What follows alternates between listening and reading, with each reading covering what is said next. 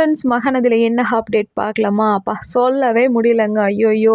கண்லேருந்து ஒரே தண்ணீர் தாங்க வருதுங்க. பிரதீப் சார் ஏன் இப்படி பண்ணீங்கன்ட்டு கேட்கவும் முடியல, பாராட்டாத இருக்கவும் முடியல. ஐய்யய்யோ! அப்பா அந்த எபிசோடெல்லாம் பார்க்கும்போது அப்படியே கையிலலாம் அப்படியே பூம் பர்ட்ஸ் வருதுங்க. வேற லெவலுங்க. தரமா வச்சிருந்தாருங்க. ஏன் இப்படி? ஏன் இந்த கதை காலத்தை இவ்வளோ இன்ட்ரெஸ்ட்டாக போகிறாருன்னு பார்த்தா, அவர் மைண்டுக்குள்ளே போய் ஏதோ ஒன்று பண்ணுதுங்க. அதுவும் அப்பா சொல்லவே வேண்டாங்க. அவ்வளோ இன்ட்ரெஸ்டிங்காக போச்சு. ஏன்னு கேட்டாலும் நம்ம விஜய் சொன்ன ரகசியத்தை வந்து இன்னைக்கு வந்து நிவின் கிட்ட வந்து நம்ம காவேரி வந்து கத்தி கத்தி கூப்பாடாக போட்டு, யார் தான் உனக்கு இந்த விஷயத்த சொன்னதுன்னும் போது, என்ன விஷயம் ஏதுன்னு, இல்லை நான் திரும்பி உங்ககிட்டயே வரேன்னு நீ வந்து எவ்வளோ தைரியமாக என் தங்கச்சிக்கிட்ட சொல்லியிருக்கிறேன்னா, இந்த ரூல்ஸை உனக்கு யார் கொடுத்தது என்னும் போது, அப்படியெல்லாம் இல்லை, நீங்கள் திருப்பி என்கிட்ட வருவேன்னு. எப்படி நான் உங்ககிட்ட வருவேன்? லூஸா? நீ என் கழுத்தில் தாலி இருக்குது, நான் இன்னொருத்தனோட ஒய்ஃபு, உன்கிட்ட வருவேன்னு சொல்கிறேன். நீ உன் மனசில் என்ன தான் திருப்பியும் சொல்கிறேன், நீ என்கிட்ட வருவேன்னும் போது அடிக்க போகும்போது அப்படியே கையை பிடிக்கிறாங்கங்க நம்ம காவேரி.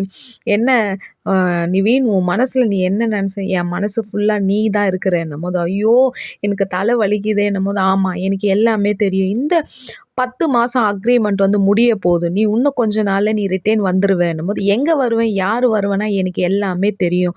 எப்படி தெரியும்னா எல்லாமே எனக்கு தெரிஞ்சிச்சுன்னு வந்து, உனக்கு யார் சொன்னது, என்ன சொன்னதுன்னு அப்போ வந்து சொல்லுவார், விஜய் தான் சொன்னாருன்னும் போது, அந்த ஒரு ரகசியத்தை போட்டு உடைச்ச உடனே நம்ம காவேரியோட இதயம் வந்து கொஞ்ச நேரத்தில் அப்படியே நொறுங்கி போயிடுச்சுங்க.